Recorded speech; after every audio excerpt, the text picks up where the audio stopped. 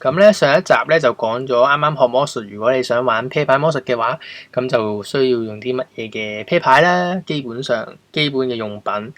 咁咧今集就講錢幣啦。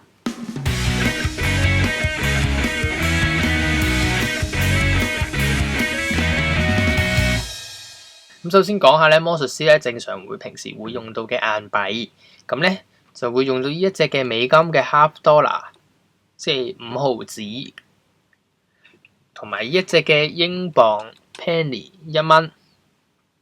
咁首先咧兩隻嘅硬幣係會配合嚟用啦，因為一隻係銅色，一隻係銀色啦。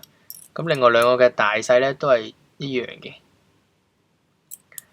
咁咧，如果想做一啲顏色嘅變換，銀色同銅色咧個效果亦都會大啲。咁咧但係呢兩隻硬幣咧，聽講咧都已經停咗產㗎啦。咁如果大家咧想買咧，都應該要去翻啲魔術相熟啲嘅魔術鋪啦，或者咧你可以上翻淘寶嘅網站，亦都會揾到嘅。呢個亦都係 half dollar 啦。咁另外呢一個咧就係中國嘅古銅錢嚟嘅。咁咧佢嘅大細咧咁啱呢隻咧就係同 half dollar 一樣嘅。咁如果咧大家咧覺得呢兩隻咧都較為悶少少嘅咧，就會用呢一隻嚟變魔術嘅。咁另外咧就有啲港幣嘅1蚊、5蚊啦，或者5毫子啊、1毫子、2毫子咁樣，1毫子2蚊咁樣啦。咁咧就佢嘅大細咧就比呢一個嘅half dollar 咧就會較為細小嘅。咁所以咧就一般嚟講都唔會好做一啲變換嘅魔術咧，或者藏幣嘅魔術咧，都一般咧都會用翻 half dollar，因為佢嘅大細咧亦都咧容易俾觀眾睇到，亦都咧方便咧去藏幣嘅。你隨手拎起啲硬幣，其實都可以表現嘅。咁只不過較為好用嘅咧，都係呢一啲 size 嘅硬幣啦。咁港幣亦都係一個其中一個選擇。咁另外呢度有啲外幣咧，咁可以咧，譬如配合翻大小咁樣用途啦。可能呢個遮住，咁可能呢個遮住佢，咁呢個係一個魔術嘅一個手法啦，或者唔係叫手法，一個準備咧，係啦。咁啊，呢啲外幣亦都係一個選擇嚟嘅。咁另外硬幣咧，點解我哋會着重講翻呢幾種咧？就因為咧，佢除咗呢幾種嘅size 嘅硬幣之外咧，亦都有啲咧係會變到3寸大嘅硬幣啦。咁譬如一個美金咧，亦都可以變到一個大幣啦。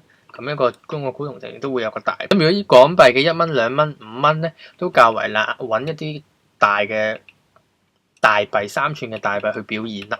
咁另外其實市面上仲有唔同嘅道具，咩蝴蝶幣啊、支水幣啊、雙面幣啊、磁石幣啊咁等等嘅。咁但係其實咧，大家咧都唔需要買嗰啲住㗎啦。如果啱啱初學嘅話，咁咧淨係需要買翻一啲基本嘅硬幣，做一啲變換嘅咧，咁就可以㗎啦。